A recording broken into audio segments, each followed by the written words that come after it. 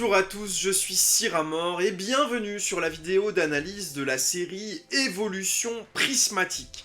Cette fameuse série que tout le monde essaye de s'arracher dans les magasins. On a vu à sa sortie en fin de semaine dernière des magasins se faire littéralement piller par une vague de scalpers qui sont revenus dans le monde de Pokémon. La série est très demandée parce qu'il y a dans cette série Évolution Prismatique un espèce de retour à la série Évolution Céleste qu'on a connue sur épée et bouclier, et dans cette série on va trouver énormément de cartes qui sont très intéressantes et potentiellement très chères dans la série de cartes Pokémon. On va retrouver toutes les évolutions d'Evoli dans leur version alternative, et ce sont des cartes qui peuvent coûter beaucoup d'argent, ce qui fait que la série est très demandée. Il y a beaucoup de requêtes de gens pour pouvoir en ouvrir, on voit des ouvertures sur Vogt, on voit des ouvertures sur Whatnot de cette série, et des prix qui peuvent parfois être difficilement justifiables sur les boosters qui se vendent actuellement sur le marché. Cette série Évolution Prismatique, elle est sortie le 17 janvier. Officiellement. On a vu des boosters arriver un petit peu avant ça sur le marché, que ce soit sur Vinted, sur Vogt, sur Whatnot, notamment David Lafarge qui a fait un live très en avance sur Vogt pour une première ouverture, et on a vu un taux de drop assez catastrophique sur les premières ouvertures de la série. Cependant, la série présente quelques avantages par rapport aux dernières séries sorties chez Pokémon. La présence de God Pack, qu'on n'a pas vu en français depuis 151, et une grosse différence par rapport au God Pack 151. Il y a ici deux versions possibles du God Pack, on va parler que des versions principales et intéressantes, c'est-à-dire la version du demi-God Pack où tu vas avoir 3 cartes alternatives par booster, ou le God Pack complet avec toutes les évolutions d'Evoli en alternative, soit 8 cartes alternatives dans un booster. Celui qui tombe sur ce God Pack a une valeur de carte très importante à l'intérieur du booster. On va en parler dans cette vidéo, on va donner la valeur des cartes à date, toutes les cartes d'évolution prismatique, mais aussi la valeur du God Pack, donc le maximum de valeur qu'on peut avoir en un booster Pokémon depuis à peu près toujours à la sortie d'une série. Et vous allez voir qu'il y a des raisons pour que cette série soit très demandée et qu'on trouve des prix un petit peu bizarres sur celle-ci. Alors, nos probabilités sur évolution prismatique. Les probabilités, d'après ce qu'on a vu sur les premières ouvertures, elles s'annonçaient pas bonnes. Mais finalement, quand on vient les regarder, si on prend ce petit tableau et qu'on regarde le taux de drop des alternatives, eh ben c'est pas si mauvais. Il y a une alternative qui va tomber tous les 53 boosters, une alternative au hasard parmi toutes celles qui existent sur la série. Si on compare ça à EV8, EV8 c'était une chance sur 87. EV5, une chance sur 86, et EV1, qui était une série beaucoup plus généreuse en termes d'alternatives, une chance sur 30. Donc on a un taux de drop sur évolution prismatique qui est bien meilleur que EV8, EV7, EV6 ou les dernières séries sorties chez Pokémon. Ça reste difficile de sortir une alternative, et ce taux ne tient pas compte des God Pack. Donc, les God Pack viennent faire chuter cette probabilité pour les boosters simples qui ne sont pas des God Pack, et ça on va également en parler tout à l'heure. On a le taux de drop des Ace, les high-tech, qui est de 1 tous les 29 boosters, donc ça c'est plutôt classique. Les Master Ball tombent une fois tous les 19 boosters. Les Full Art ne sont que des dresseurs à l'intérieur de cette série, une tous les 16 boosters. Il n'y a pas d'AR dans la série. Et les Gold tombent une fois tous les 152 boosters. Alors ce système de Master Ball Holo et Pokéball Holo, c'est nouveau aussi. Ça a été pris sur le set japonais, ça existait déjà sur 151, ça a été repris ici sur Évolution Prismatique, mais c'est la première fois qu'on l'a sur des boosters français, et du coup ça vient compliquer la complétion d'un Master Set sur Évolution Prismatique, parce qu'il te faut la version standard, la version Reverse classique, la Reverse Pokéball et la Reverse Master Ball. C'est un véritable enfer à compléter cette série. Il y a beaucoup trop de cartes, et vous allez voir que ça coûte beaucoup trop cher. Donc, nos taux de drop, si on veut une alternative spécifique maintenant, prenons la Noctali, qui clairement est la carte la plus chère de la série. Le Noctali tombe une fois tous les 1696 boosters. Déjà, premier point commun avec Évolution Céleste, EB7, sur épée et bouclier, c'est que le Noctali, c'était une chance sur 1686 boosters à l'époque de EB7 pour le faire tomber. On a un taux de drop ici qui est absolument similaire, de faire tomber une alternative d'une évolution sur évolution prismatique par rapport à évolution céleste. Là où ça couac, c'est son prix. Pour l'instant, les ventes réussies se situent à 1300 € en moyenne. Alors les prix que je te donne, ils sont au 20 janvier. Donc c'est des prix qui vont probablement bouger, soit à la baisse, soit à la hausse, mais ils sont absolument pas figés dans le temps. Tout le monde n'a pas reçu ses précommandes, tout le monde n'a pas ouvert. Les prix que je t'annonce sont vrais aujourd'hui, ils le seront peut-être plus dans une semaine, mais on fait avec les données qu'on a à date. On a ensuite le Mentali qui coûte 800€, le Pyroli 325, Voltali 270, Aquali 280, Nymphali 500, Givrali 550, Filali 420 et Voli 270, et ça c'est les tarifs des alternatives les plus chères. Mais derrière, on a encore 23 autres cartes en SAR, qui sont toutes les autres alternatives du set, qui ont une valeur moyenne de 95€, avec des variations de prix entre les dresseurs qui sont plus proches de 40, et certains Pokémon qui sont plus chers, ce qui nous fait une moyenne sur le reste à 95€. Les autres alternatives ont du coup une probabilité de tomber une tous les 75 boosters, puisqu'on a exclu les évolutions de ce taux de drop.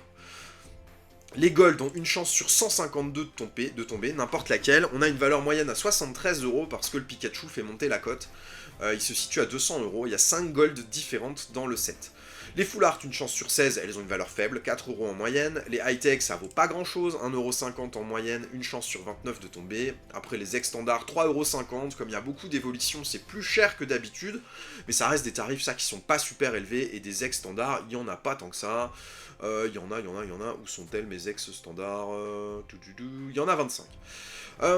Les Reverse Pokéball, elles sont une fois tous les 3 boosters, elles ont un prix moyen aujourd'hui de 4€. Je trouve que c'est encore assez cher parce que ça tombe beaucoup, une tous les 3 boosters, c'est plus courant qu'une ex standard et c'est plus cher qu'une ex standard. Mais dans ces 4€, tu vas avoir des cartes qui sont beaucoup moins chères sur les Pokémon classiques, et dès que t'es sur les Evoli et toutes les évolutions d'Evoli, ça grimpe. Il y a des cartes en Pokéball qui se vendent à plus de 30€. Les Master Ball, même constat, on va avoir des Master Ball qui se vendent pas très cher, d'autres qui montent à des prix très élevés comme la Noctali ou la Mentali qui sont très chères, et ça nous fait aujourd'hui une moyenne à 35€ sur les Master Ball alors qu'elles tombent une fois tous les 19 boosters. Donc c'est encore une fois un coût assez élevé pour ces cartes-là. Les Reverse classiques, bon, il y en a en moyenne un peu plus d'une par booster, les Ko-Onko, les Holo, c'est comme d'habitude, c'est pas plus cher que d'habitude, on est sur du standard. Donc tout ça, ça nous donne la valeur des cartes et les euros par booster, c'est-à-dire la moyenne contenue de valeur par carte dans un booster. Et tout ça, si on le cumule, ça nous donne l'espérance d'un booster évolution prismatique, et ça nous donne la valeur moyenne de cartes contenues à l'intérieur d'un booster quand on l'ouvre. Cette valeur, je te l'affiche, sur évolution prismatique, on a en moyenne 9,23€ de cartes à l'intérieur d'un booster. C'est énorme par rapport à toutes les dernières séries sorties chez Pokémon, c'est la valeur la plus élevée qu'on ait eue sur le bloc épée et bouclier, écarlate et violet, il n'y a jamais eu une valeur aussi importante contenue dans un booster. Même sur Célébration, on n'atteignait pas des sommets comme ça. Le prix retail d'un booster, eh ben, c'est toujours 6€. C'est censé pouvoir se trouver à 6€ en booster évolution prismatique, mais le fait est que c'est pas le cas du tout. Un prix marché d'un booster actuellement, c'est plutôt autour de 15€. En faisant une moyenne des prix du scellé, on va trouver des tripacks autour de 40€ sur le marché secondaire, ce qui est très cher et considéré comme du scalping. Je ne veux pas rentrer dans le débat de c'est bien, c'est pas bien, c'est pas le sujet ici, mais c'est très cher, c'est vraiment très cher. Et sur les applications de vente aux enchères, parfois on voit des boosters partir entre 12 et 17-18€, quand c'est des lives où il va y avoir assez peu de spectateurs, et dès qu'on est sur des gros lives avec beaucoup de monde, les prix ont tendance à s'enflammer et à monter à plus de 30€ sur chaque booster. C'était encore plus que ça avant la sortie, ça a une tendance un petit peu à la baisse, mais voilà. Pour être rentable sur l'ouverture d'un booster, la rentabilité théorique, en ouvrant une masse de boosters, il faudrait acheter son booster autour de 9,23€ pour pouvoir récupérer sa valeur. 9,23€, ça va être compliqué de trouver des boosters. En revanche, ce que ça peut nous montrer, c'est que si tu as du scellé et que tu te poses la question d'ouvrir si tu as acheté à prix retail, bah ça vaut le coup d'ouvrir. Tu peux être gagnant en ouvrant. Si tu ouvres des masses de boosters et que tu les as achetés 6€, tu seras pas perdant sur ton ouverture, à la différence de toutes les dernières séries où c'était toujours perdant. Bon, aujourd'hui à 15€ par booster quand tu l'achètes, bah tu perds en moyenne 5,77€ par booster, t'es pas gagnant du tout si tu les achètes au prix marché. Maintenant, on va s'attaquer au coût du Master Set Évolution Prismatique. Le Master Set Évolution Prismatique, il est colossal. Je vais t'afficher ici le tableau avec la valeur totale. Il va te falloir toutes les alternatives. La valeur cumulée des alternatives du set, elle est déjà à 6 900€, pour avoir uniquement les alternatives.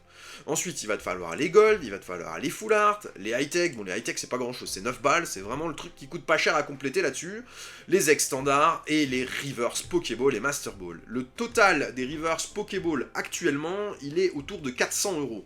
Celui des Master Ball, il est à 3500 balles pour avoir toutes les cartes en Master Ball, et encore, il faut les trouver parce qu'elles sont toutes assez peu disponibles, comme il y en a 100 à compléter pour réussir à faire le set. Les reverse, les holo, les Kuonko, ça vaut rien, mais bref, tu veux te faire un master set là, aujourd'hui, à la sortie d'Évolution Prismatique, il faut débourser un petit peu plus de 11 000 €. 11 323 € et 97 centimes pour avoir toutes les cartes de la série sans les promos. C'est cher, c'est très cher, mais il y a beaucoup de cartes, il y a des cartes rares, donc bon, on n'est pas là pour se demander si le prix est bon ou pas bon, mais l'analyse de données nous montre que pour compléter ce set, bah, il faudra beaucoup d'argent. Beaucoup plus que sur les dernières séries, vraiment beaucoup plus. Un étincelle déferlante qui était déjà une galère, c'était 2000 balles pour compléter le Master Set, là c'est 11 323. Donc il y a un gap énorme entre les deux. Maintenant, si on s'intéresse à nos God Pack, donc les God Pack, on va s'intéresser aux deux formes de God Pack les plus intéressantes qui existent, c'est-à-dire le God Pack avec les 8 alternatives. C'est ça, 8, hein, on a dedans. Oui, 9 alternatives. Evoli, Filali, Givralis, Nymphali, Aquali, Voltali, Pyroli, Mentali et Noctali. Et le Evoli en Master Ball avec... bon, le cumul de valeurs qu'on a dans un God Pack comme celui-ci, bah, c'est le cumul de la valeur de toutes les SAR, plus le Evoli en Master Ball, qui vaut aujourd'hui 120 €. Ça nous donne une valeur totale contenue dans le booster de 4835 €. Vous allez me dire, ça fait cher, oui, je pense pas que ça tienne dans le temps avec une valeur comme ça, je trouve ça trop cher pour ce que c'est, mais... Allez savoir, hein, il y a beaucoup de demandes sur cette série, les God Packs sont très durs à obtenir, donc pourquoi pas, ça peut tenir avec une valeur comme celle-ci, voire encore monter, c'est possible aussi. Ça, c'est l'avenir qui nous le dira. Par contre, le taux de drop d'un God Pack, le gros God Pack, celui avec toutes les alternatives, il est discutable, parce que c'est... je vais t'afficher le tableau d'ouverture qui a été suivi. En fait, c'est des mecs qui sont posés sur des lives, sur les applications de vente aux enchères, et qui ont poncé les lives et noté tout ce qui tombait sur les boosters. Donc c'est un échantillon de 3000 boosters, quelque chose comme ça, qui a été observé sur une période de 2 jours d'ouverture, et qui nous a donné un taux de drop de une chance tous les 2153 boosters d'obtenir le God Pack. Bon, étant donné qu'il n'y a eu qu'un seul God Pack de sortie sur cette ouverture, le taux de drop, il est pas forcément correct. J'en ai pris plusieurs de ces analyses, je t'en montre qu'une. La moyenne, ça tombe là-dessus, 2153, mais il n'y a pas suffisamment de boosters ouverts pour être sûr que ça tombe une fois tous les 2153 boosters. Pour l'instant, c'est très théorique, ça doit être proche de la réalité, mais pas 100% juste ce taux de drop. On s'en sert parce que c'est la seule donnée qu'on ait aujourd'hui, mais l'avenir nous dira si le taux de drop là, il est vrai ou s'il doit être ajusté. Et le demi-God Pack, donc celui avec les 3 alternatives, il a une chance de tomber tous les 1365 boosters. Et la valeur contenue dedans, si on fait une moyenne de la valeur de toutes les alternatives, parce qu'on peut avoir n'importe lesquelles dedans, que ce soit les évolutions, les dresseurs, il y a tout qui est possible, c'est 215 € par alternative, donc 645 € de valeur à l'intérieur de ce demi-God Pack, ce qui est déjà énorme en termes de valeur quand t'en tires un. C'est encore une fois, celui-ci c'est une moyenne de valeur parce que tu peux avoir n'importe quelles alternatives. Tu peux te retrouver avec 3 alts qui valent 60, 40 et 40, et du coup tu vas avoir 140 balles de valeur, ou alors tirer un Octali dedans et ça vaudra beaucoup plus. Mais ça c'est une moyenne. Mais le problème qui réside avec tout ça, c'est que ta SAR que tu tires, le taux de drop annoncé à une tous les 53 boosters, et ben il faut venir enlever les God Packs, parce que les God Packs, quand tu vas ouvrir, t'as très peu de chances d'en avoir. Donc quelle est la probabilité d'avoir une SAR sans obtenir de God Pack? C'est une chance tous les 80 boosters de tirer une alternative de façon normale dans la série.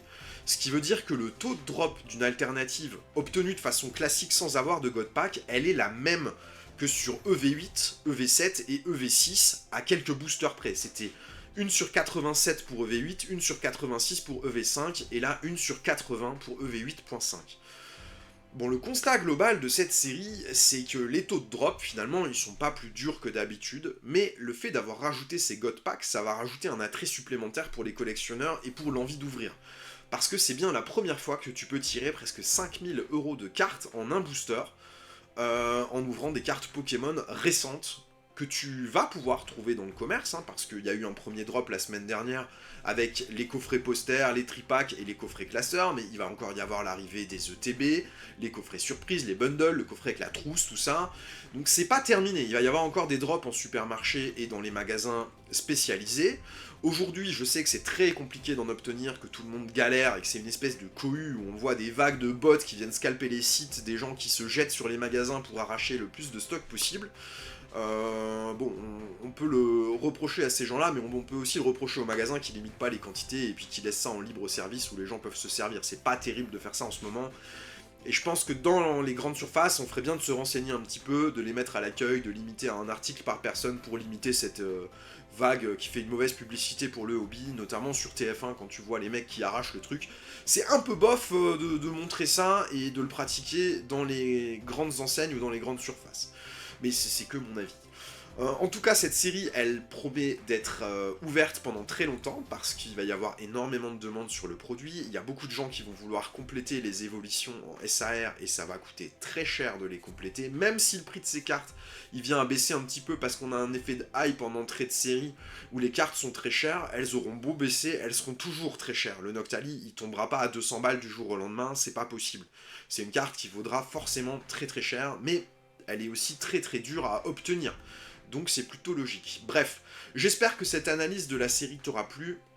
N'hésite pas à me partager ton avis sur la série en commentaire, je sais que beaucoup vont la squeezer à cause de la difficulté d'obtenir les produits et que le fait de ne pas pouvoir ouvrir à un prix normal, ça va bloquer beaucoup de monde. Ça devient très très dur de se fournir sur des séries comme ça pour pouvoir ouvrir des objets. Et j'espère qu'il va y avoir du restock. J'ai vu une vague de gens parler de reprint. Le communiqué de Pokémon ne parle pas de reprint, hein. Donc je pense que c'est une fausse information, ça. Il parle bien des prochains produits qui vont sortir, qui ne sont pas encore sortis aujourd'hui, que sont les ETB, les bundles et tout le bazar qui va arriver. Mais dans ce communiqué où tout le monde a dit reprint, reprint, reprint, à aucun moment le mot reprint n'était écrit dessus. Donc j'aimerais bien qu'il y ait du reprint. C'est déjà arrivé sur des séries .5, ça permettrait à tout le monde d'en ouvrir, mais attention aux informations qu'on vous communique, elles sont pas toujours vraies. Bref, on se retrouve dans l'espace commentaire, je sais que ça va beaucoup faire parler cette série, et que tout le monde va avoir des avis très différents sur est-ce que c'est bien, est-ce que c'est pas bien. Moi je trouve qu'il y a un bon côté pour le hobby quand même, parce que ça fait de la publicité sur Pokémon, et ça relance la machine. Mais le côté négatif de la chose, c'est que c'est très très dur de s'en procurer pour en ouvrir. Donc bonne journée à tous, j'espère que la vidéo vous a plu, à très bientôt, au revoir.